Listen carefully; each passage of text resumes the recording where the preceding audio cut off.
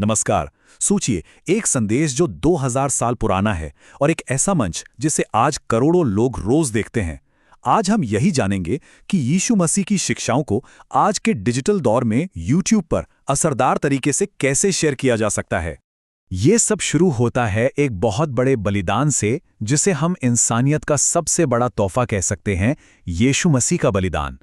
देखिए, ये सिर्फ इतिहास की कोई घटना नहीं है, बल्कि ये बिना किसी शर्त के प्यार का वो सबसे बड़ा सबूत है जो आज भी लाखों करोड़ों लोगों को प्रेरणा देता है।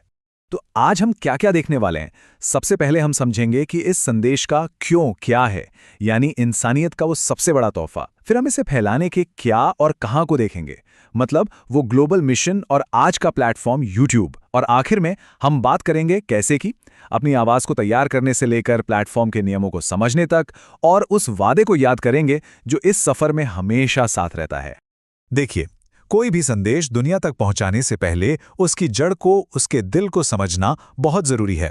तो चलिए शुरू करते हैं इंसानियत के उस तोहफे से जो इस पूरे मिशन की बुनियाद है। तो ये जो कहानी है ना, ये किसी बड़े शाही महल से शुरू नहीं होती, बल्कि एक बहुत ही साधारण सी गौशाला से।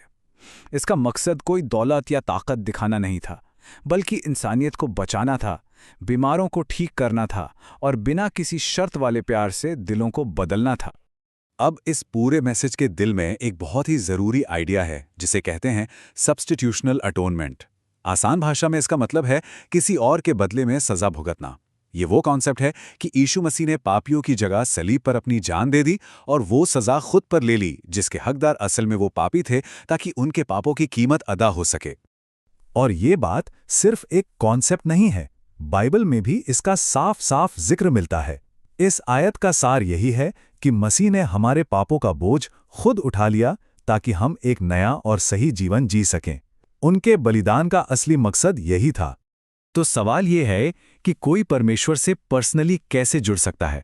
इसे समझाने के लिए अक्सर 4 आसान सिद्धांत बताए जाते हैं। पहला, ये जानना कि परमेश्वर प्रेम करते हैं और जीवन के लिए उनकी एक शानदार योजना है। दूसरा, ये मानना कि सभी इंसान पापी हैं और परमेश्वर से दूर हैं।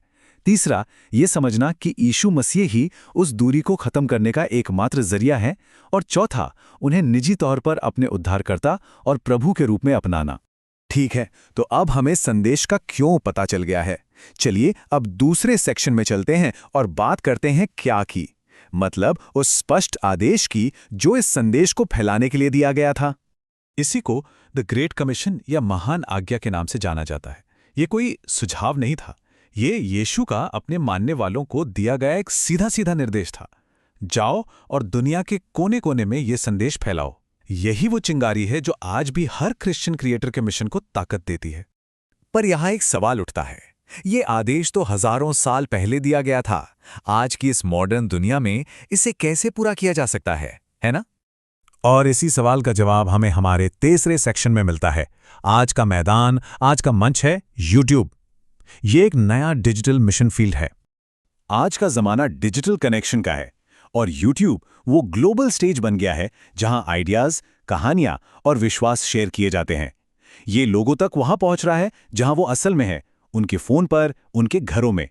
ग्रेट कमीशन को इतने बड़े पैमाने पर पूरा करने के लिए ये एक बहुत ही पावरफुल जरिया है। तो ठीक है, मिशन समझ आ गया, प्लेटफॉर्म भी पता चल गया, पर अब इसे करे कैसे? असल में एक अच्छा असरदार कंटेंट बनाए कैसे? बस यही है हमारा चौथा सेक्शन। देखिए, एक प्रोफेशनल इंट्रो बहुत जरूरी है, वरना लोग शुरू में ही वीडियो छोड़ देते हैं। कैनवा जैसे टूल्स की मदद से कोई भी बढ़िया विजुअल्स बना सकता है। मेन चीज ये है कि चैनल का नाम साफ दिखे, डिजाइन क्लीन हो और हल्के फुल्के एनिमेशन से उसमें जान डाल दी जाए। मकसद बस एक है, देखने वालों को तुरंत वीडियो के टॉपिक से जोड़ना। और ये नंबर याद रखिए, 10, सिर्फ 10 सेकेंड। आपके इंट्रो के लिए ये मैक्सिमम टाइम है। इससे ज्यादा लंबा हुआ तो लोग सीधा वीडियो स्किप कर देते हैं। इसे छोटा और दमदार रखना वॉच टाइम बढ़ाने के लिए बहुत जरूरी है। ओके, अब आते हैं एक बहुत बहुत जरूरी हिस्से पर, यूट्यूब के नियम।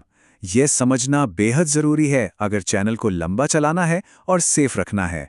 मोटे तौर पर यूट्यूब पर 2 तरह के नियम होते हैं। पहले हैं कम्युनिटी गाइडलाइंस। ये यूट्यूब के अपने नियम हैं ताकि प्लेटफॉर्म सबके लिए सेफ रहे। इसमें नफरत फैलाने वाले भाषण, धोखेबाजी या खतरनाक काम जैसी चीजें मना हैं। दूसरे हैं कॉपीराइट पॉलिसी। जो किसी के ओरिजिनल काम को प्रोटेक्ट करने के लिए बने कानूनों पर आधारित हैं। ये तब लगती है जब आप किसी और का कंटेंट बिना परमिशन के इस्तेमाल करते हैं। अगर आप कम्युनिटी गाइडलाइंस तोड़ते हैं तो एक स्ट्राइक सिस्टम काम करता है। पहली बार में बस एक वार्निंग मिलती है, कोई सजा नहीं। लेकिन पहली स्ट्राइक पर 1 हफ्ते के लिए अपलोडिंग, पोस्टिंग सब बंद। अगर 90 दिन के अंदर दूसरी स्ट्राइक आई तो ये बैन 2 हफ्तों का हो जाता है, और तीसरी स्ट्राइक का मतलब है चैनल हमेशा के लिए डिलीट। तो इसे हल्के में बिल्कुल नहीं ले सकते। इसके अलावा भी कुछ बातें ध्यान में रखनी होती हैं, जैसे रीयूज्ड कंटेंट, मतलब किसी और का वीडियो उठाकर बिना कोई नई बात या अपनी कमेंट्री जोड़े डाल दिया तो चैनल डीमोनेटाइज हो सकता है।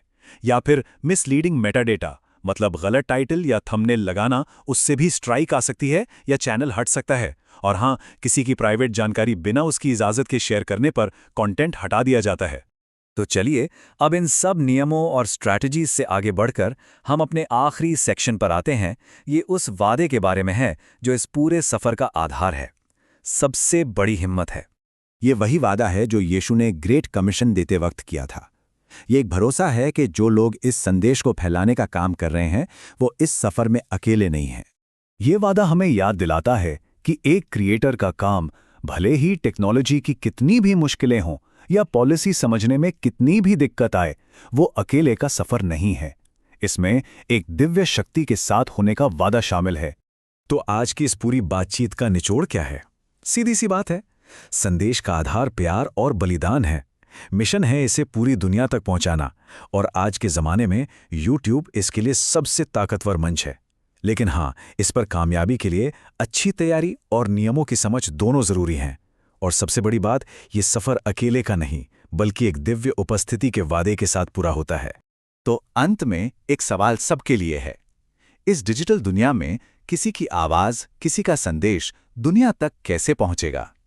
ये सफ़र मुश्किल हो सकता है, लेकिन ये एक बड़े मकसद और एक महान वादे से भी भरा है। ये एक ऐसा सवाल है जिस पर सोचना बहुत ज़रूरी है।